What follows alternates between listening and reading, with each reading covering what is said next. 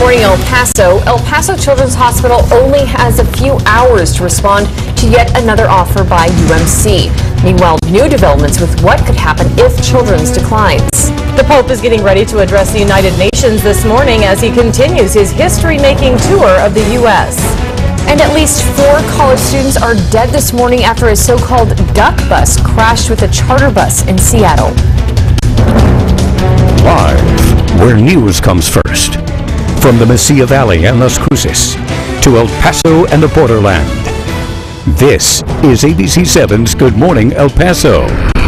Rise and shine. It's Friday, everyone. And good morning to you, El Paso, Las Cruces, and Juarez. I'm Stephanie Valle. And I'm Hillary Floren. Good morning, everyone. Yes, we are celebrating the start of the end of the week, right? It doesn't sound like you're celebrating. The early start of the weekend? You said that very clinically, though. We are celebrating.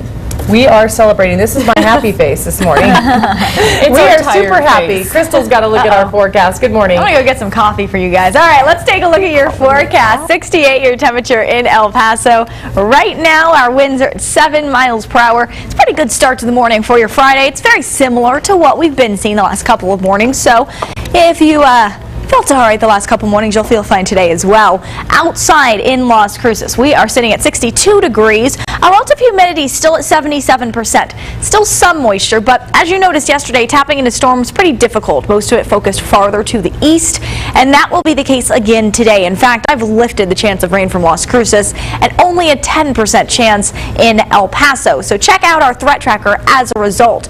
A very low threat for either rain or lightning. Wind, we're putting in a low moderate threat because I do expect some breezy conditions today, but just breezy, nothing to cause damage outside.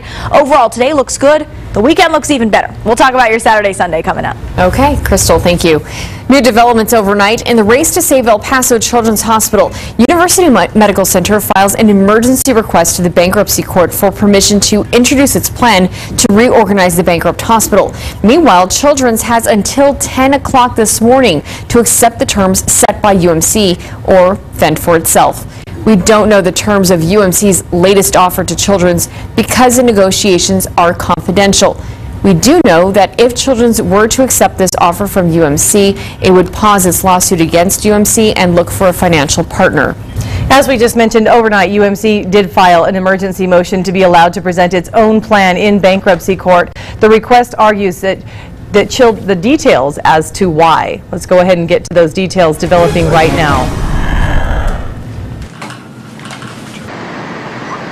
Good morning. In that emergency request, UMC attorneys reminded the federal judge Christopher Mott in a motion yesterday that Children's is running out of time and money. And that request says, quote, the debtor, which is Children's in this case, will have accomplished nothing but more delay, a substantial increase in professional fees, and pushing the Children's Hospital that much closer to the brink of total failure and closure, end quote. UMC added that the two plans presented by Children's are incompatible options for reorganization. UMC calling the first plan a Hail Mary attempt by Children's to find another partner.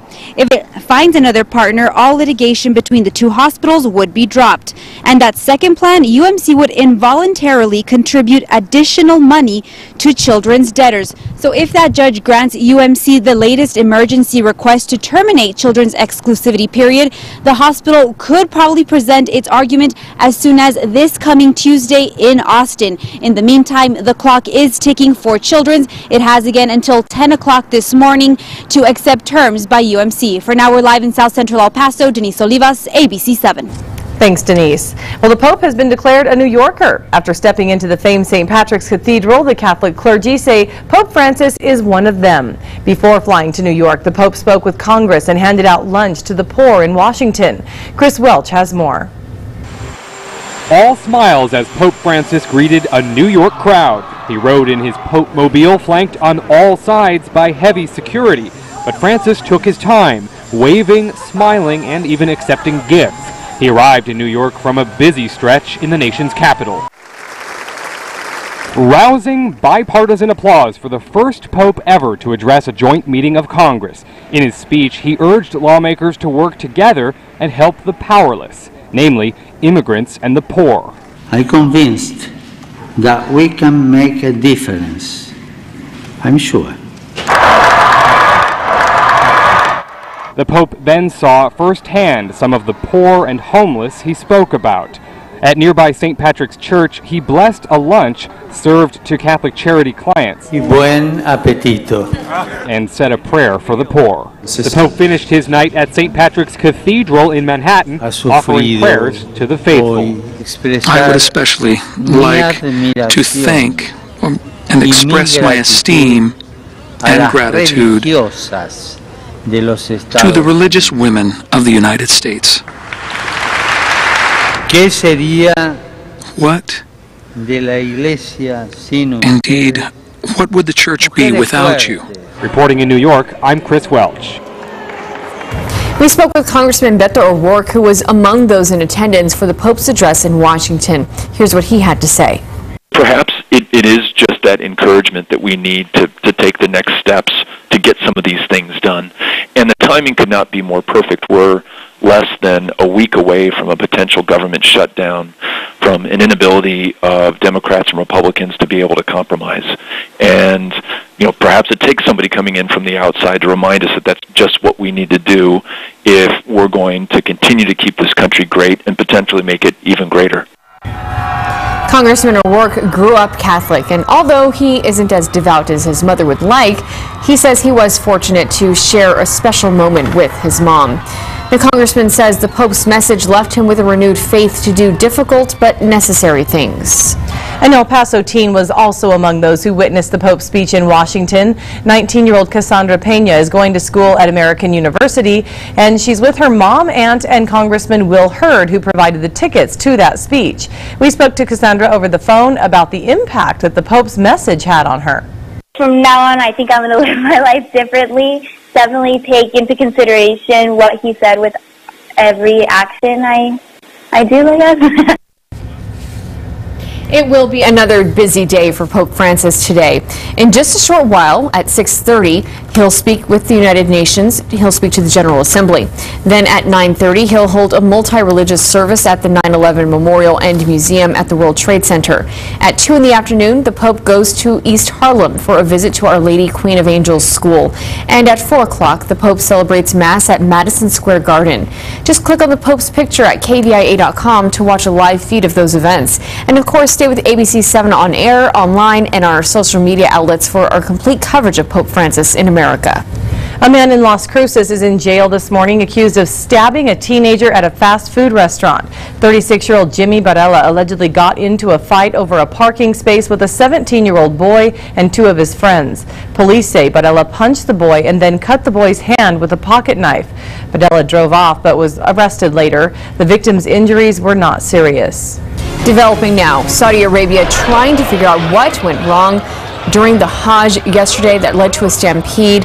2 giant waves of Muslim pilgrims collided at an intersection near a holy site, and more than 700 people were crushed and trampled to death. This is being called the worst disaster at the Hajj in a quarter century. Saudi Arabia has invested billions of dollars in infrastructure to prevent this from happening since the last stampede. What we do know is that it happened on a narrow road with 2 groups colliding just in different directions. Saudi officials are not sure how it happened. The Hajj has drawn over 2 million people from over 180 countries this year. And in Seattle, 4 people were killed, 11 injured following a crash between a tour bus and a tour vehicle. The bus was carrying an international group of students. The National Transportation Safety Board is investigating. A live look at traffic right now at 6:09. This is I-10 and Paisano with a look at that Friday commute, and it's looking pretty good outside. And we still have more to come here on Good Morning El Paso. Problems with recruiting in Texas high schools. ABC7 is looking deeper into the situation now after the controversy shakes the Coronado volleyball team. And meet the man behind a viral video. What inspired him to make this dog train? So cute this morning, and let's check in with Crystal. She's got that look at our forecast this morning. Good morning. Good morning. Seeing a shift in our weather pattern, which now means warm conditions and much drier. We'll talk more about that coming up after your break. Thanks, Crystal. This is ABC7, where news comes first.